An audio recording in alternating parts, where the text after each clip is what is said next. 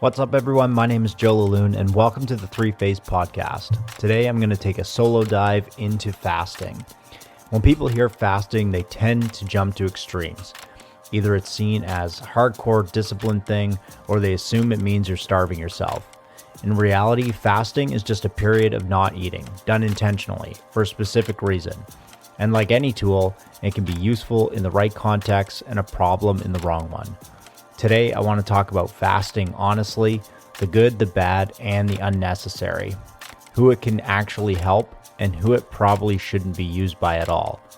I'm not anti-fasting, I've used it extensively, but I also think it's been oversimplified, oversold, and in some cases misapplied, especially to people who are already underfueling, overtraining, or chronically stressed. So let's dive right into the episode.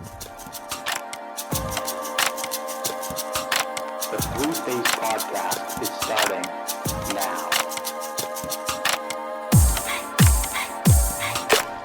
Today, we're going to talk about fasting, but we're going to talk about it like adults. We're going to talk about the good, the bad, and the unnecessary. And we're going to talk about who should be using it as a tool and who should not. And I want to say this right up front because it'll keep us honest for the rest of the episode. Fasting is not a magic bullet. It can be a useful tool, but it's a tool, not an identity. It's something you use for a reason, for a period of time, and then you reassess. If it becomes a badge of discipline or a flex, or something you do because the internet told you it's optimal, you're going to miss the point, and you're probably going to create problems. Let me start with my own context, because my relationship with fasting didn't begin as theory, it began as an experiment. About 9 years ago, I fasted for 6 months straight. I didn't do it because I hated breakfast, and I didn't do it because I was trying to win some imaginary mental toughness award. I did it because I wanted to see how my body and brain would respond if I introduced a consistent fasting window and treated it like a controlled variable. Around that time, there was a lot of new information coming out. Fasting was being talked about in a different way than it had been before. It wasn't just religious fasting or detox culture. It was being discussed in the context of circadian biology, insulin sensitivity, cellular cleanup, and long-term metabolic health. My first real exposure came from my colleague Bryce Code. Bryce started sharing some of the benefits he was learning about, and more importantly, he wasn't talking about it like a trend. He was talking about it like a practice that had a place in a larger system. And that got my attention because I'm always listening for things that can be useful, but I'm also always skeptical about anything that gets sold as universal. From there, I started reading and listening.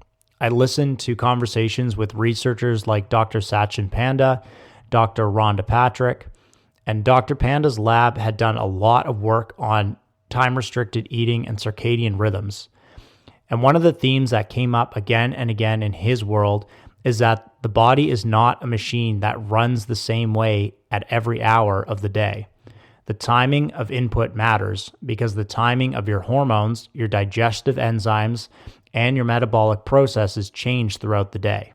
During my 6-month run, I used a fasting tracker app to keep my window consistent.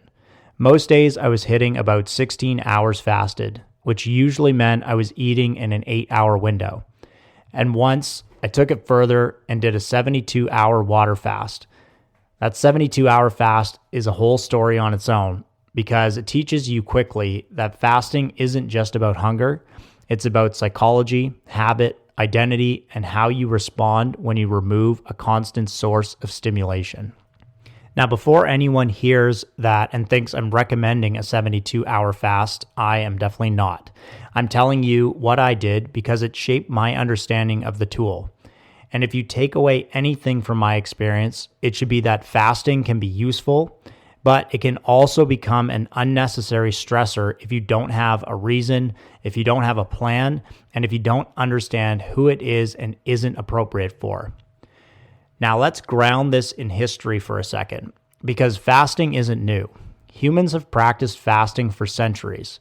It shows up across religion, across culture, and across history, and the reasons were rarely to get shredded. Historically, fasting was used for reflection, discipline, spiritual practice, and often because food availability naturally fluctuated. That brings me to a phrase I used earlier, and I want to define it carefully. When I say fasting can be corrective, what I mean is this. In the modern environment, many people live in a constant feeding state. They eat early, they snack, they sip calories, they graze, they eat late, and they rarely have a true stretch where the digestive system completes its work and the metabolic system gets a break. So fasting becomes corrective in the sense that it restores something that used to happen naturally. It restores periods where insulin stays low for long enough to allow fat mobilization. It restores periods where digestion can complete. It restores periods where you can actually feel the difference between hunger, habit, stress eating, and boredom. It restores periods where your body is not constantly processing incoming energy. In other words, fasting is often less about adding a fancy protocol and more about removing constant input so that the system can regulate again. Here's where people go wrong. They hear corrective and assume it means always better. Corrective does not mean permanent. Corrective means it solves a specific problem for a specific person in a specific context. And if the problem changes, the tool needs to change too. Now let's make sure we define fasting clearly because people throw the word around like it means one thing and it usually doesn't. Fasting is simply a period of time where you intentionally abstain from calories. Water is allowed, black coffee is often used, unsweetened tea is often used as well. But the point is that you are not taking in meaningful calories that would end the fast metabolically. The most common form people use today is time-restricted eating, where you have a consistent daily eating window. A classic example is 16 hours fasted, 8 hours fed. Another common version is 14 hours fasted, 10 hours fed, which is often more realistic for normal life and still supported by clinical outcomes. For example, a study from the Panda lab looked at a 10-hour eating window in people with metabolic syndrome and found improvements including weight loss, healthier body composition, lower blood pressure, and improved lipid markers after 12 hours. Another well-known study is early time-restricted feeding, where eating happens earlier in the day rather than later. In men with pre-diabetes, early time-restricted feeding improved insulin sensitivity and other markers even without weight loss, which supports the idea that timing matters independently from calories. Those are important studies because they help separate two concepts that people love to mix together. The first concept is that fasting can help because it reduces calories. The second concept is that fasting can help because it aligns eating with circadian biology. Both can be true, but they are not the same mechanism. Now, I want to walk through the benefits of fasting in the way a coach would explain them with enough detail that you understand the why, not just the headline. Let's start with autophagy because it gets mentioned constantly and rarely explained properly. Autophagy is a cellular recycling process. When your body is under conditions of energy restriction, it increases the breakdown and reuse of damaged cellular components. This is part of how the body maintains cellular quality over time. It's one reason fasting is discussed in longevity circles. But here's the nuance that actually matters. Autophagy is not a bonus feature you only unlock through fasting. It's also stimulated by exercise, and it's also influenced by overall energy balance, sleep, and protein intake patterns. What fasting does well is that it creates a clean, consistent period where insulin is low and nutrient signals is reduced, and that tends to increase the conditions under which autophagy occurs.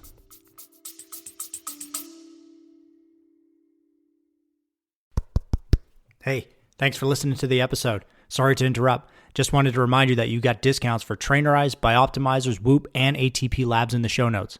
Okay, back to the episode. The practical reason this matters is not because you're trying to become a cellular monk. It matters because modern life tends to encourage constant intake, constant insulin signaling, and constant metabolic noise. Fasting introduces a quiet window. Now let's talk about DNA repair and cellular resilience, because this is where fasting moves beyond the fat loss talk and into stress adaptation talk. Fasting is a stressor, but it can be a beneficial stressor when it is dosed correctly. In biology, a small stress can produce a positive adaptation when it's followed by recovery. That concept is called hormesis. Exercise works that way, sauna works that way, cold exposure can work that way, and fasting can work that way too. In some research contexts, fasting has been shown to influence growth-related pathways like IGF-1 and stress response pathways that affect repair mechanisms. For example, a Cell Stem Cell paper reported that prolonged fasting reduced IGF-1 and influenced hematopoietic, I think I'm saying that right, stem cell function in ways related to regeneration and immune system rebuilding in that experimental context. Now, I need to be careful here because people will take one sentence like that and turn it into fasting regenerates your immune system. That's not what I'm saying. What I'm saying is that fasting is being studied because it changes nutrient signaling and stress response pathways. And some of those pathways are related to repair and regeneration. That's why researchers care about it. But again, dose matters. Too much fasting becomes underfueling, and underfueling produces suppression, not resilience. Now let's talk about digestion, because in the real world, this is often where fasting shines the brightest for normal people. When you eat, your digestive system shifts into active work. The stomach acid system gets involved. Enzymes get produced. The intestines move food along. Your body increases blood flow to the gut. There is also a measurable increase in energy expenditure after meals called diet-induced thermogenesis, which is a normal part of processing food. If you're eating constantly, you are constantly asking that system to work. Many people are basically living in a perpetual digestive workload. They are never fully emptying, never fully clearing, and never seeing the result of one meal before layering another meal on top. So what fasting does is give digestion time to complete. It creates a window where your body can actually finish the breakdown, absorption, and clearance process. Here's the part that listeners usually relate to immediately. A lot of people don't realize how much of their digestive discomfort is actually digestive overlap. They're not necessarily intolerant to everything they eat. They're just stacking too many inputs too frequently. Fasting can act like a reset in that sense. Now, another benefit that's often underappreciated is that fasting changes your relationship with food quality. This is where I want to bring in your line because it's exactly right. The tool and the choices need to be hand in glove. When you have fewer meals, you cannot afford low quality meals. If you're eating 1 or 2 meals in a day, you tend to prioritize protein, micronutrients, and real food because you feel the impact of what you eat. You either feel good or you feel awful. The feedback loop is immediate. This is also why fasting can help reveal food intolerances and sensitivities. If you're eating all day, mixing 20 ingredients, snacking constantly, and never fully digesting, it can be hard to know what is actually messing you up. When you tighten the window, you often become more aware of cause and effect. Now let's talk about the cognitive benefits, because people love to say fasting improves focus and mental clarity, and sometimes it does. But again, we need to explain why, and we need to explain the limits. When you fast long enough, insulin drops and your body increases fat mobilization. As fat is broken down, the liver produces ketones. And ketones can be used as fuel by the brain. And because they provide relatively stable energy, many people experience steadier focus and fewer mental crashes. That is the why behind the cognitive clarity that gets talked about. But here's the limit. The brain still relies on glucose and glycogen availability for certain functions, and the body still needs adequate overall calories over time. If fasting is paired with chronic undereating, sleep deprivation, or high training loads, the mental clarity can flip into irritability, brain fog, and memory issues. So if someone tells you fasting made them sharper and calmer, believe them. And if someone tells you fasting made them anxious and foggy, I also believe them. It depends on whether fasting is reducing stress or adding stress. Now let's talk about weight loss, and we're going to be brutally honest about it. Fasting helps weight loss primarily because it reduces eating opportunities. When you have a shorter feeding window, most people snack less and consume fewer calories overall. That is the main mechanism. Fasting can also help because it tends to push people towards more structured eating. When you're not grazing, you tend to eat real meals. When you eat real meals with adequate protein and fiber, satiety increases. That makes it easier to stay in a deficit without white-knuckling hunger all day. But fasting does not override basic energy balance. If you fast and then eat a full day's worth of calories in the window, fat loss will not occur.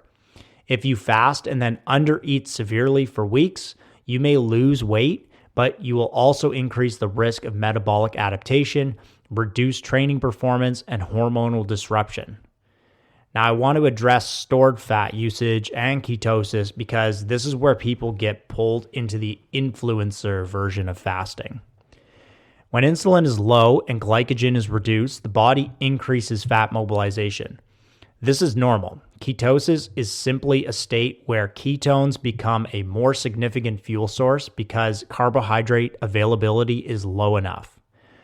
This is not a product, and it's not a powder. It's not a drink. It's a physiological state. And the goal is not to live in ketosis forever. The goal, if you care about performance and long-term health, is metabolic flexibility. That means you can use carbs well when you need them, and you can use fat well when carbs are lower. You can move between fuel sources without crashing. Now let's talk about this starvation concept that comes up a lot, and I want to be very careful and quite specific with how I explain it. This is research exploring how fasting or fasting mimicking interventions may influence cancer biology or immune function. For example, there is work from the Longo group on fasting mimicking diets, and there are studies showing that fasting-like interventions can change markers related to inflammation, regeneration, and metabolic risk. There is also experimental research suggesting that prolonged fasting can influence immune cell dynamics and regeneration pathways. As I mentioned earlier with the cell stem cell paper on IGF-1, PKA, and hematopoietic stem cells. Still hope I'm saying that right. But here is the spoken truth version. This is not a DIY cancer treatment. This is not a starve cancer hack. This is a research area exploring how nutrient signaling affects cellular stress, resistance, and immune function. If someone has a clinical condition, this is not something to freestyle. Now we need to talk about what fasting does not do because this is where hype gets corrected. Fasting does not automatically fix a bad diet. It does not automatically fix micronutrient deficiencies. It does not automatically fix sleep deprivation. It does not automatically fix stress overload. Fasting does not replace movement. It does not replace strength training. It does not replace adequate protein, and it does not replace the fundamentals.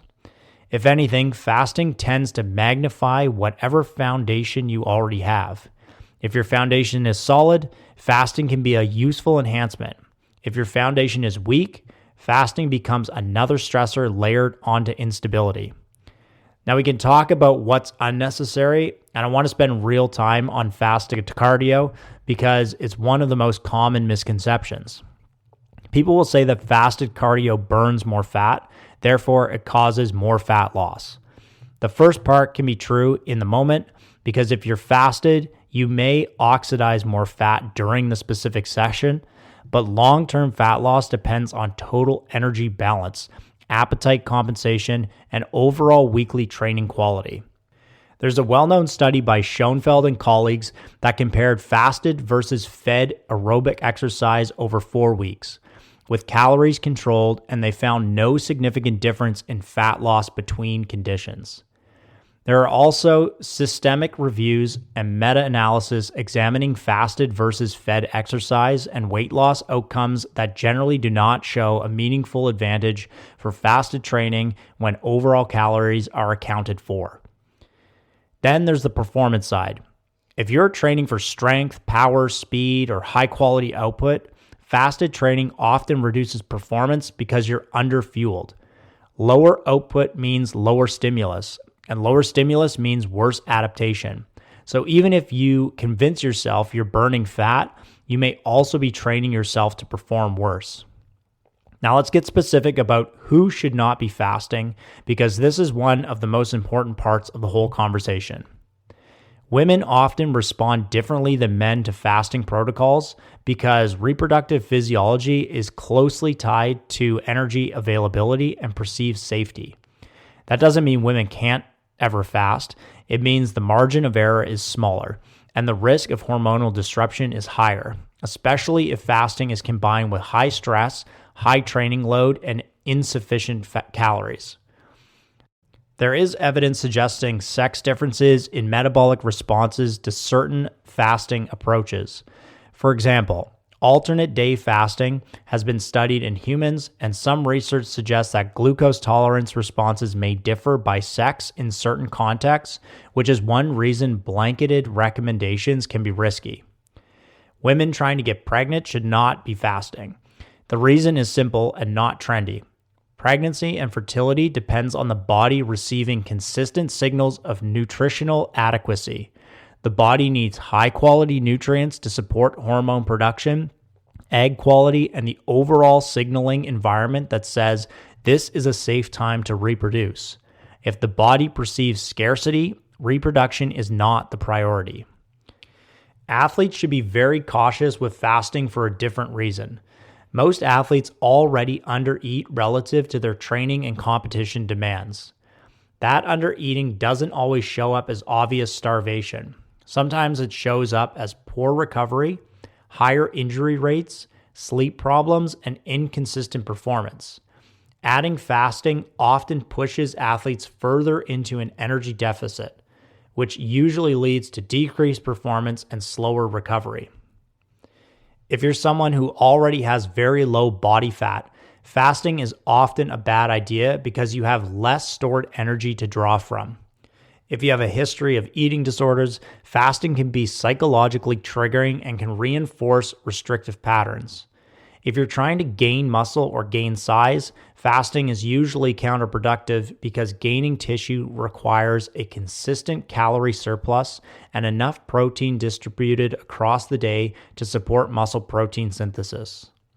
Now let's get very specific about when you should stop fasting, because this is where most people ignore the body and then blame fasting when things go wrong. Sleep is usually the first red flag, and I want to define what sleep means so it's not vague.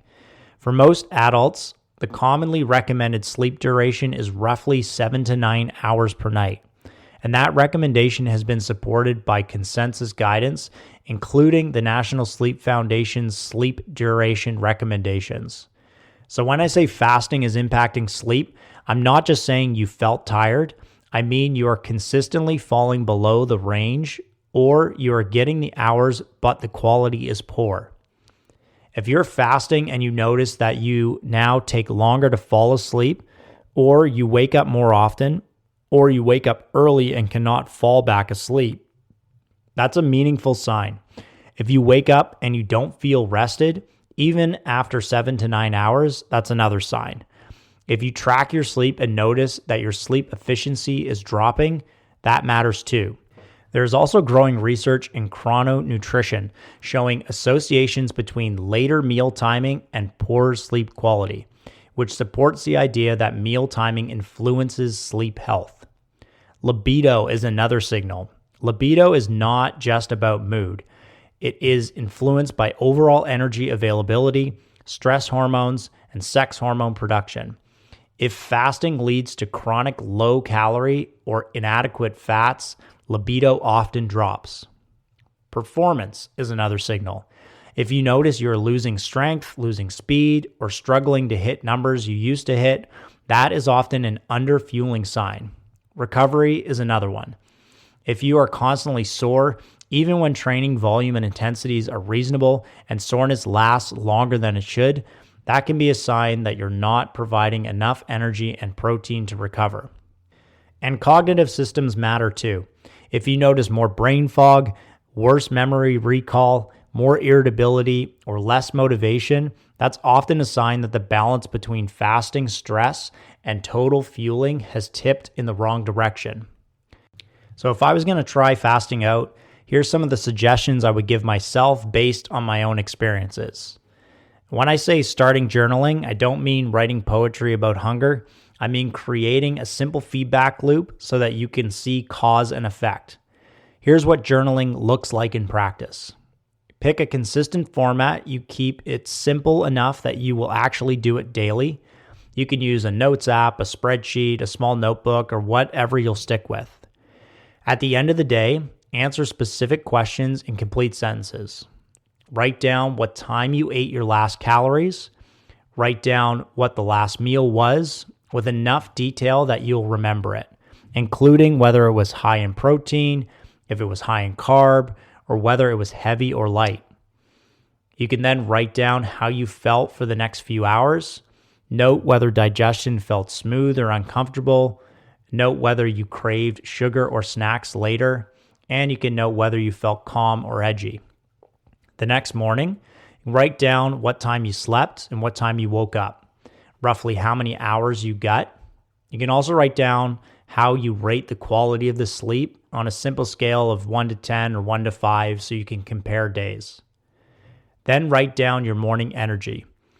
Don't just write down good or bad.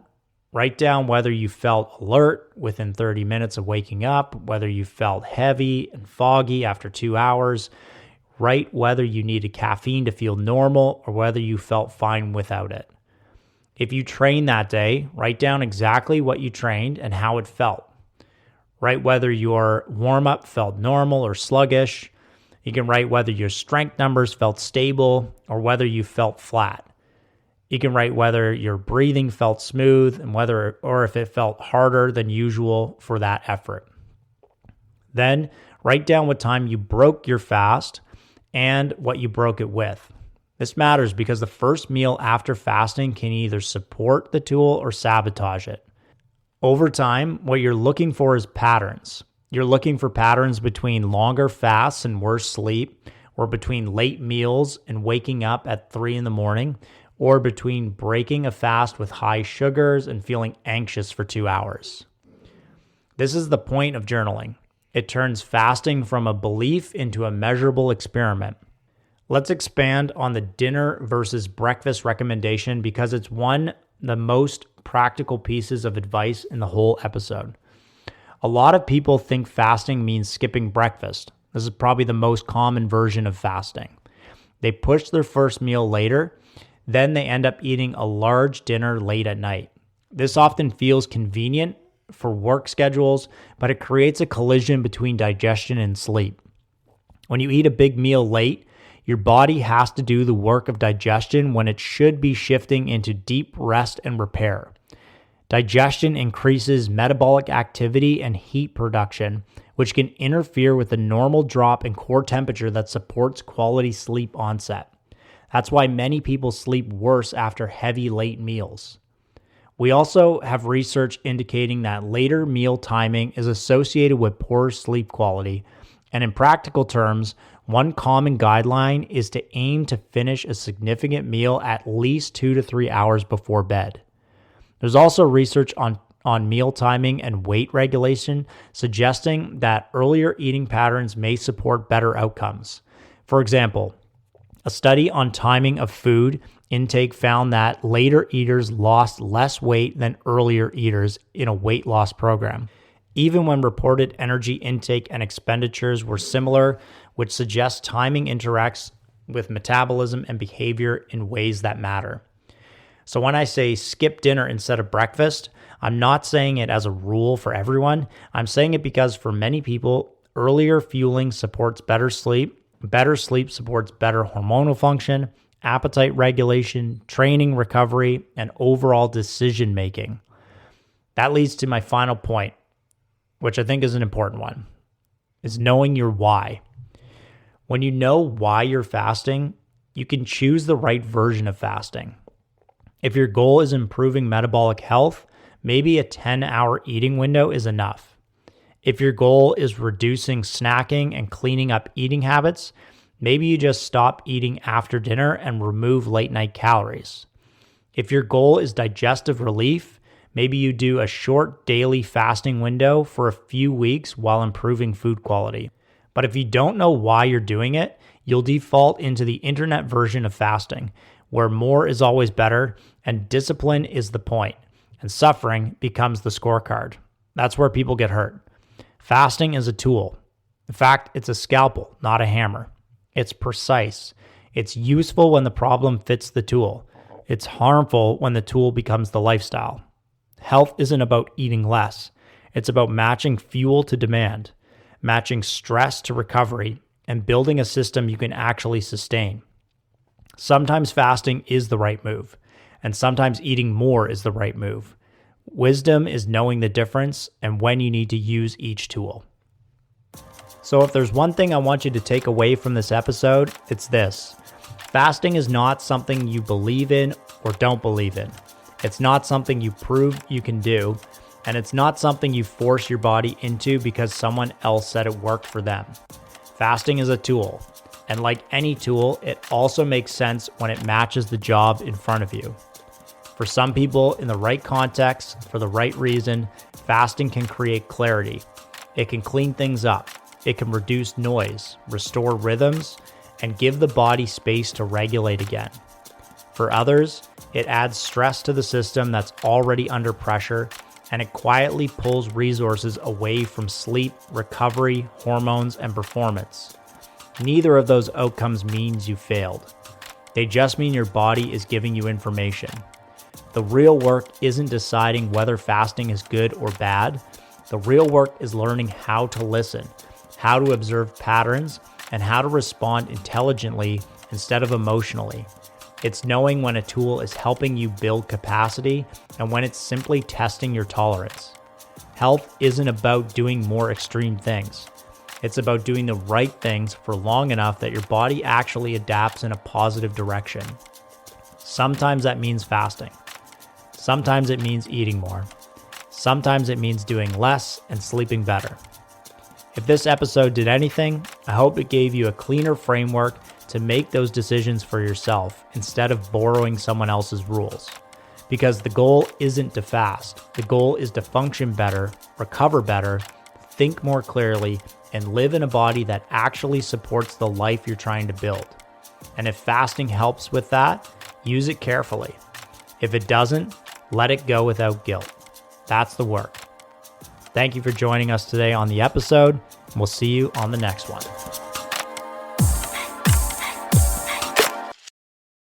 Thank you everyone for hanging in for the full episode. I appreciate you all. Quick reminder about the brands that make this podcast possible and the offers that you can take advantage of. These are products I use daily and they help me perform at my best, recover faster, and stay on top of my game. Coaches, you know how hard it is to juggle clients' programs, progress tracking, and communicate. I've been there too. After years of grinding it out, I finally found Trainerize. It brings everything I need for coaching into one platform. Whether I'm onboarding new clients, scaling my business, or keeping people accountable, it just works. I've tried other platforms over the years, but for the last 3 years, Trainerize has been my go-to. It's easy for me to grow and for my clients to stay consistent. If you're a coach looking for flexibility and simplicity, check it out. Use the link in the show notes to get your first month with Trainerize for free. Here's the thing. Good sleep and recovery aren't optional, especially if you're trying to train hard, stay sharp, and keep up with life. That's why I use Bioptimizers. Magnesium Breakthrough and Sleep Breakthrough have been game changers for me. I've tried other products, but these ones deliver. High quality ingredients and noticeable results. If you want better sleep, digestion, or recovery, Bioptimizers fills the gaps your diet can't. Trust me, you'll feel the difference. Use the link in the show notes and the code 3FACE10 to get 10% off your order.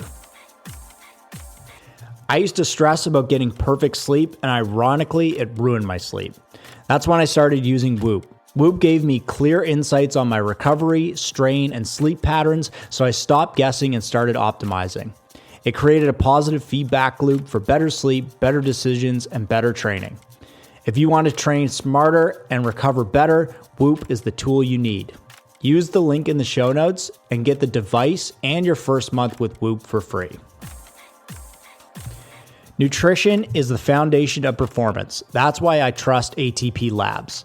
From Supreme Beef to MyoPrime Creatine and Pure Essential Amino Acids, these products fill the gaps in my nutrition and help me recover faster, train harder, and perform at my best. ATP Labs uses high-quality ingredients you can feel good about, and you'll feel the difference.